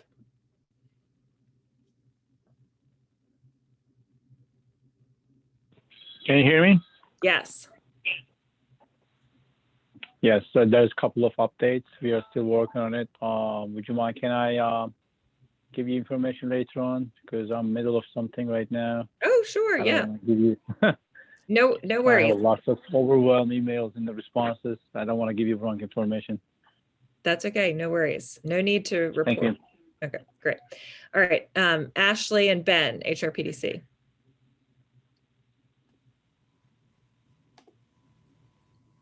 Yeah, so just a couple things. One, we are working on updates to the Get Flood Fluent website. So we're adding some content. Ashley's been working on, I won't steal her thunder, but working on the RAT card that we have for that. We had some discussions earlier in the year about kind of how we're moving forward with the outreach components of that, but the partnership with HRSD is changing somewhat. We don't have any real details on exactly what we're going to be able to do with HRSD, but the included RAT card in the mailings for the bills is not going to be happening this year, but we'll see. Well, we will, be putting that out there.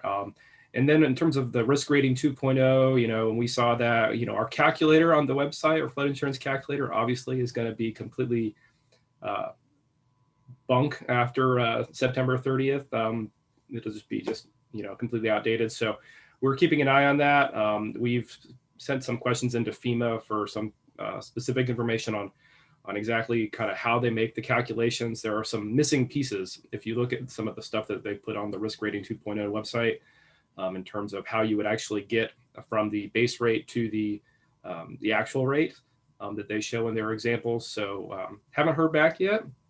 Rich Sabota, I had emailed him, and his response was email the email address that's on the website. And I've done that twice now, and they have not responded to those emails, and it's been several weeks. So I'll be circling back with Rich to see if I can get any sort of real response to those questions. I imagine they're being inundated with questions, pun intended there. I'm not the only one, I'm sure, who's asking. So hopefully we'll get those resolved. I'm hoping that maybe they're waiting to just release all this stuff at ASFPM. And then, once that happens, that we'll know everything. But yeah, that's where we're at. And actually, I don't know if you wanted to talk a little bit about the RAT card and some of the other stuff we're doing. Sure. Yeah, I think you covered most of it. Just the only other update with the RAT card, we're just looking at trying to add the different topic messages. So there's like the 6 different categories, and we have 2 covered right now. And we're looking to add those additional 4 if possible. So just kind of overhauling really the back side of the RAT card so we can add some of that additional protect your property, protect people messaging on there. So yeah, we'll keep you updated as that moves forward. And yeah, I think the only other update I had is just our next Coastal Resiliency Committee meeting will be June 25th. So that's at 10 a.m. I know that's the same day as the CFM exam, but I think it will be recorded because we're planning to do it virtually right now as well. Okay, great. Thanks, HRPDC. Janae, you're next on my list from Dumfries.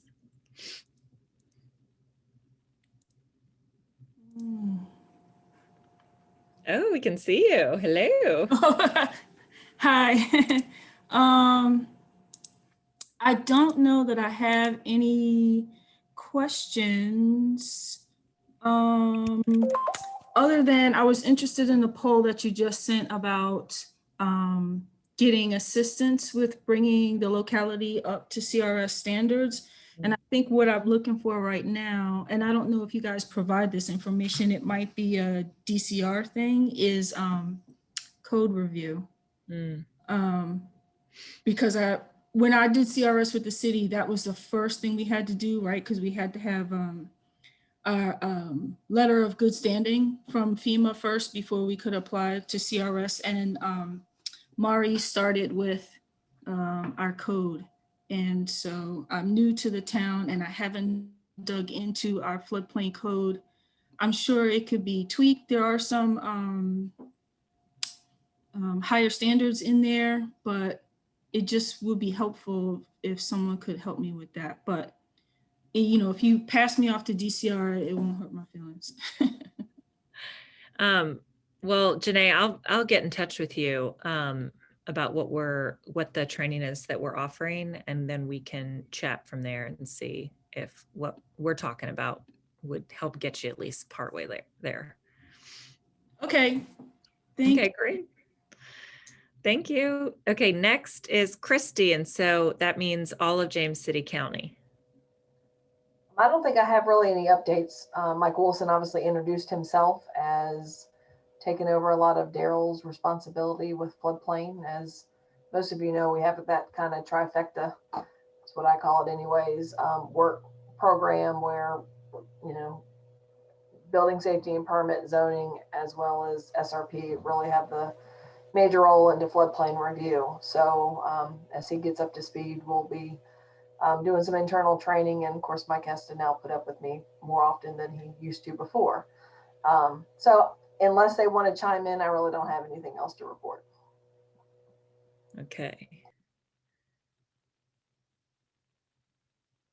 Okay, hearing nothing. Thanks, James City County. Let's see, next is Crystal Bloom.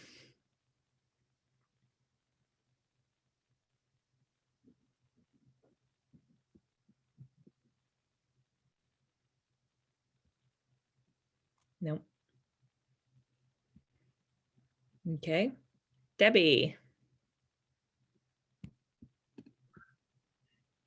I don't really have any updates, Mary Carson.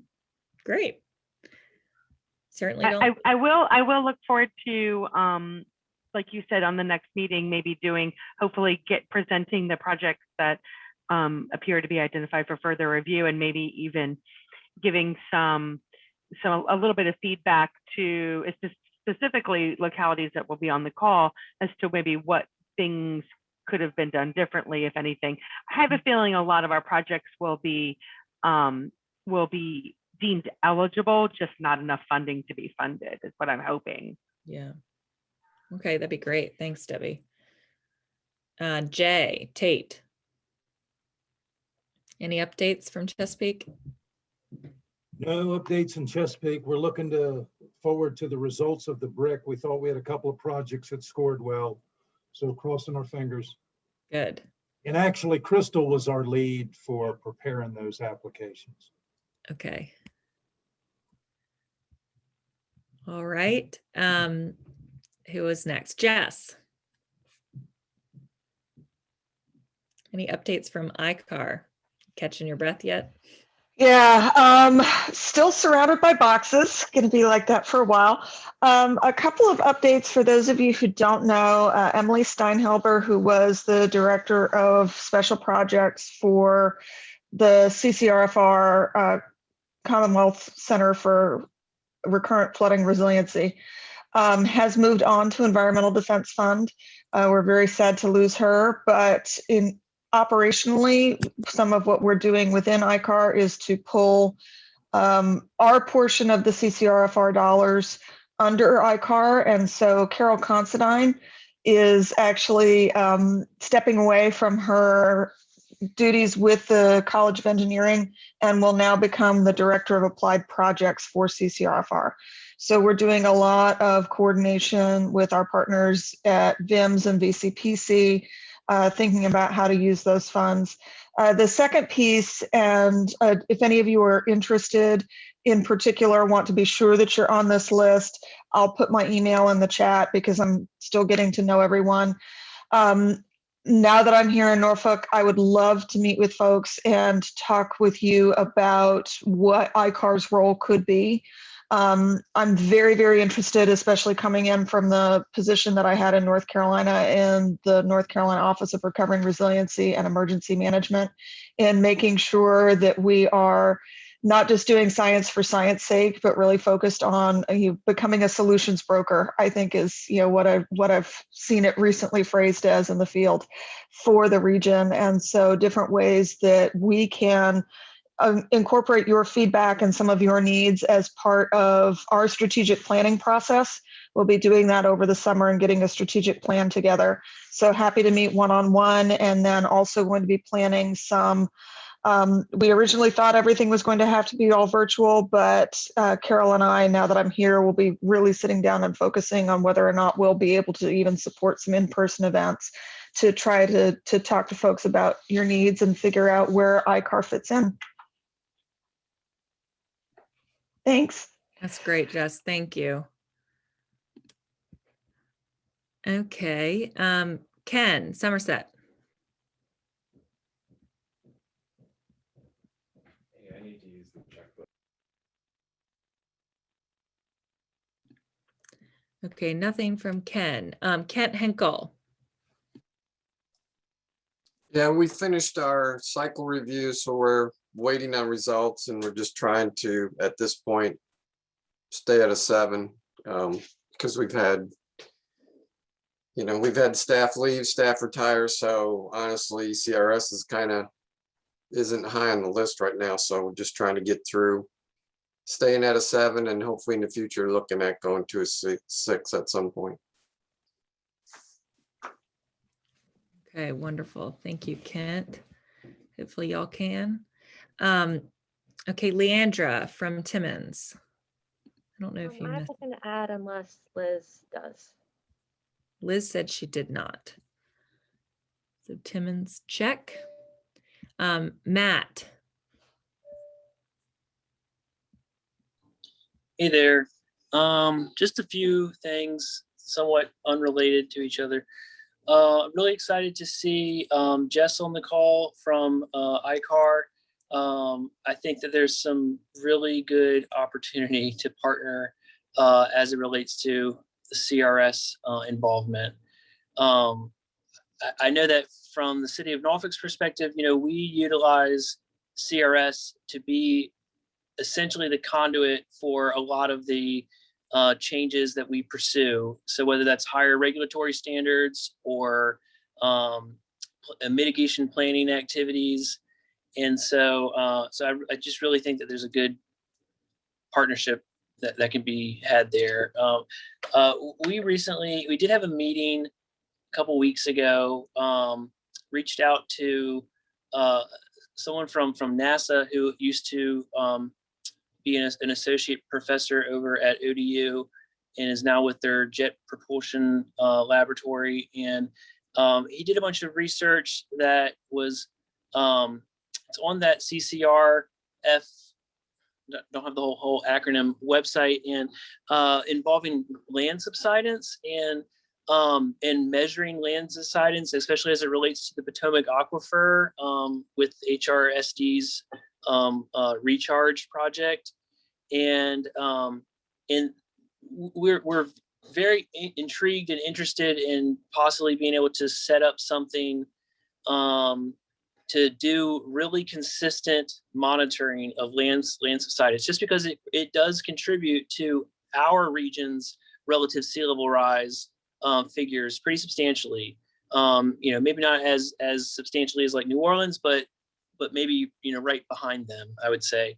And so we had a very productive meeting with them, and they were very optimistic about how this particular region could sort of potentially serve as a test case for NASA, and being able to develop a very high level and consistent way of monitoring levels of subsidence and possibly levels of subsidence change. I'm not going to say reversal because that's very optimistic, but levels of mitigation with subsidence as it relates to recharging. And so we're excited about that. I'm just glad to see Jess on the call for this. And I'll also just point out, so we did finish our CRS verification lately, as I mentioned, but we did have a lot of I guess speed bumps, not really roadblocks, and I would just point out that one of the things that we struggled with the most was involving technical reviews, and we just really didn't have a very clear, and it might have been complicated by COVID, I'm sure, but a very clear way to understand the technical reviews and the scores that we receive back, or to really have a meaningful dialogue about them. And in the end, we did fare very well, but the transparency was just something that I would just highlight to this group. I don't know if anyone else has experienced that, but something to think about. And maybe at some point we might have potential suggestions for how that could be improved. And so and we ran into other roadblocks as well, but I would just say that the crux of all of them would probably relate mostly to just communication transparency. We did understand how we were faring on our different activities and how we were scoring in all these various activities, but we did struggle with knowing how we were scoring within the elements and sub-elements of those activities throughout the process.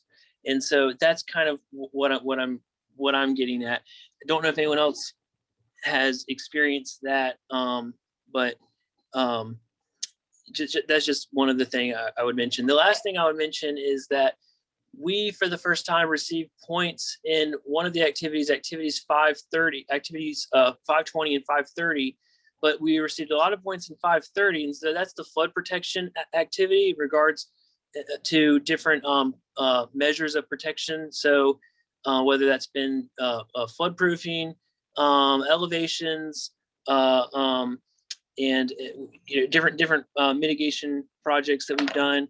And one of the things that we did receive a lot of points for, that I'm just going to raise to the group, it involves in the CRS manual, you can receive points currently as it's drafted right now if a building is removed but not replaced and that parcel is not preserved as open space. It still can be counted towards TU1, which is a sub-element of 530, because local codes would ensure that anything that is reconstructed on that site would meet the post-firm standards, And so essentially what this means to us is we had a lot of repetitive loss and severe repetitive loss buildings that were damaged through, whether it was Isabel, Irene, Sandy, these storms, and some of them sat vacant for a long time. There were code enforcement issues, and or whatever wasn't, maybe was repaired enough to live in, but maybe turned into a rental or whatever, property maintenance issues. Eventually, either through code enforcement or just the market itself, led to the building being demolished, and maybe it was rebuilt, maybe it's still vacant, but it's privately owned. The city didn't really have a hand in, we didn't purchase it or anything.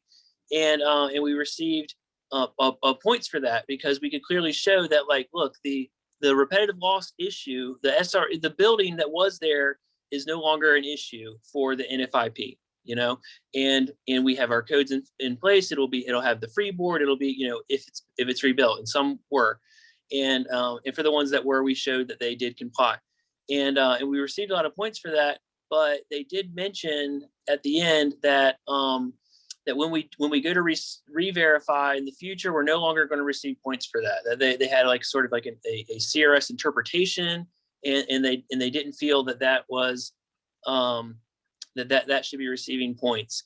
So I just point that out to the group. Not sure if anyone was eyeballing that as a way to get points, but we definitely received a lot of points for that. And now we're going to have to sort of, I'm glad that they gave us a heads up, but I'm glad that we're going to have to find points elsewhere to make up for those points, because you'll no longer, in other words, you can elevate a building, but if you tear it down and build a new building, you won't get points. And we just struggled with that understanding. We were like, well, I don't understand. Either way, it's getting protected. Why does it matter if it's torn down and rebuilt versus being elevated? But so I just point that out to the group. That's all that I had for everyone. Thanks so much.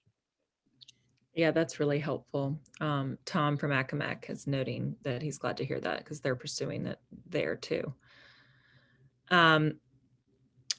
Okay, Kristen.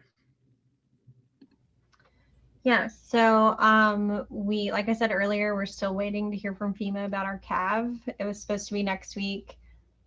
I haven't heard a single thing from them. So I don't know when it will be. We can't have our CRS meeting until after that's finished and closed out. But we are still working on our CRS application and pulling together some things. I'm getting ready to submit the substantial damage plan that I created in for like an initial review.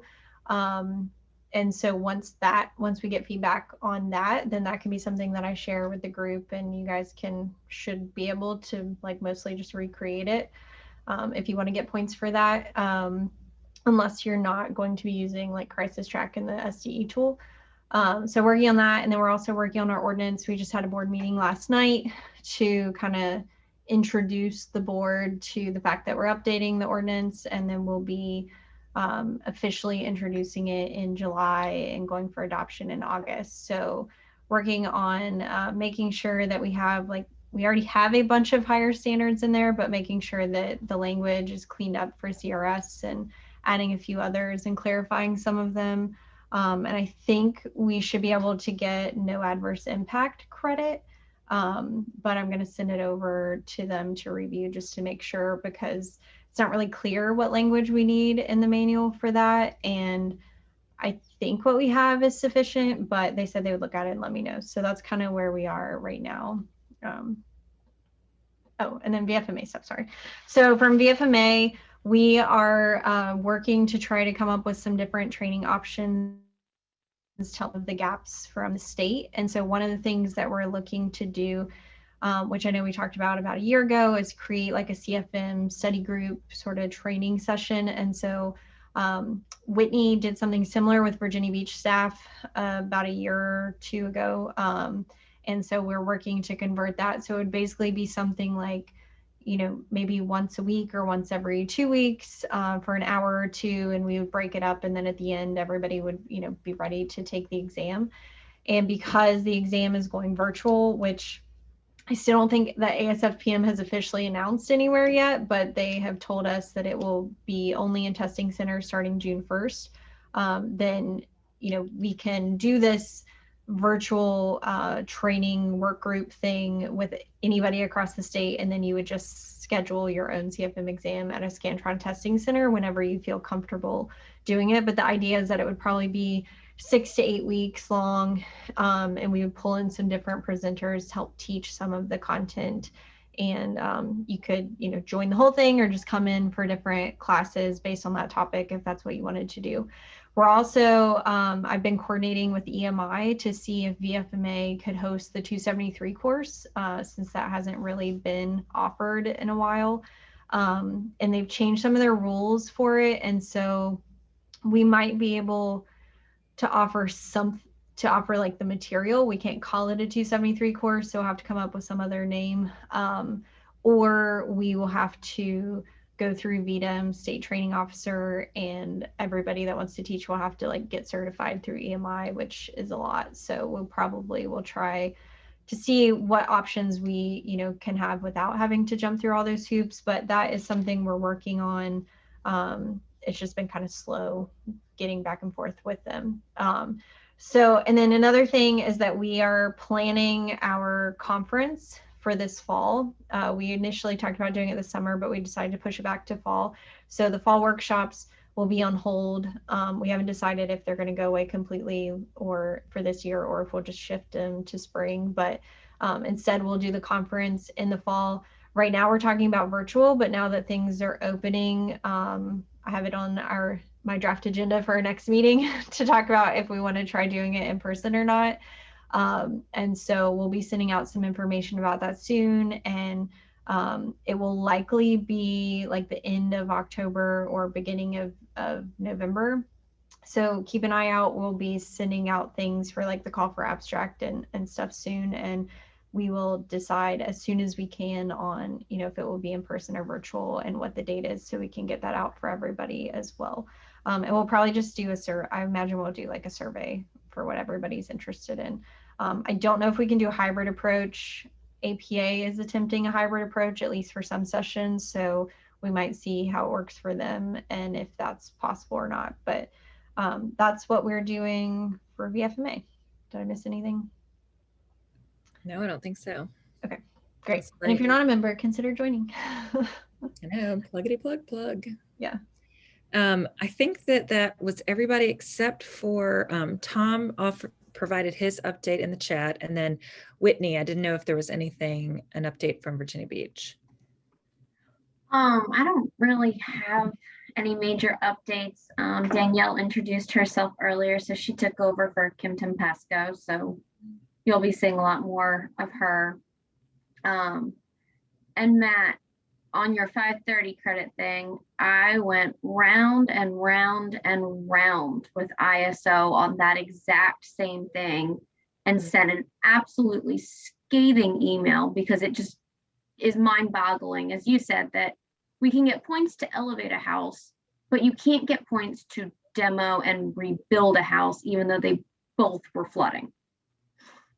I still don't understand it, but luckily we never got points for it. So we're just moving on and I'm not worrying about it. So obviously a continual problem for ISO.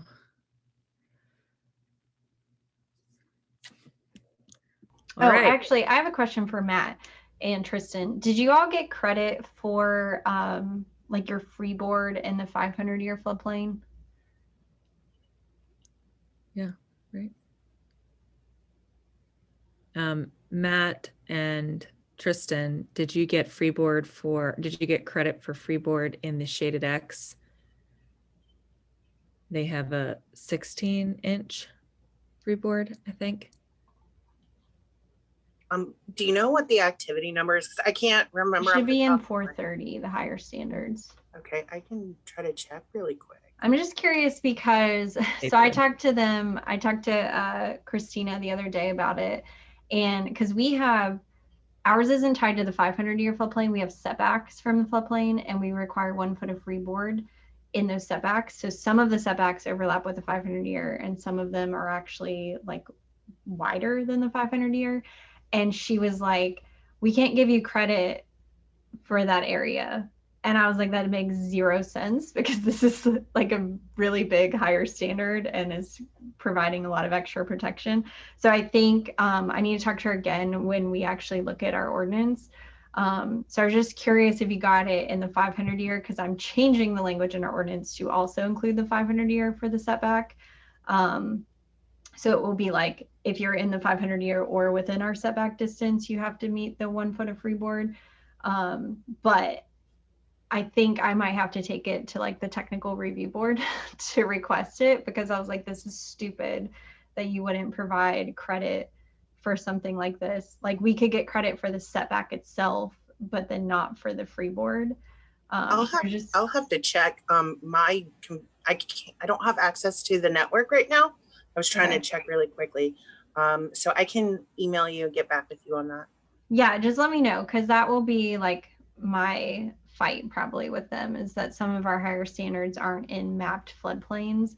And then I'm also fighting with them over our county identified floodplains, because they didn't want to try to give me credit for our A zones, because they're A zones, even though they're not FEMA mapped. And I was like, that doesn't make any sense. And so she finally said, I could get some credit, but it won't be the same as the AE zones. But yeah, it's just like a mess. So it seems like this gap that for regulating things outside of the FEMA floodplain, even though it's like, it's directly related to floodplain management and also our insurance premiums now with risk rating 2.0, it just seems to be a gap that they don't really know how to handle.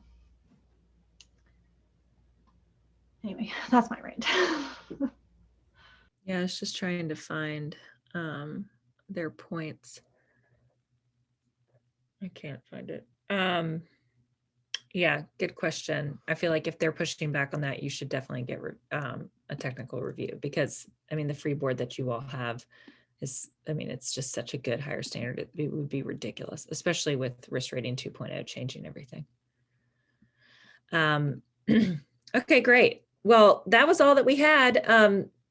Per usual, everything is posted on our website under past meeting materials, and I try to do it quickly. I had a big backlog there, but I'm back on track now. So you should be able to watch the recording and chat, text, and all that jazz, as well as the slides. So thank you all so much, and we'll see you at the next meeting.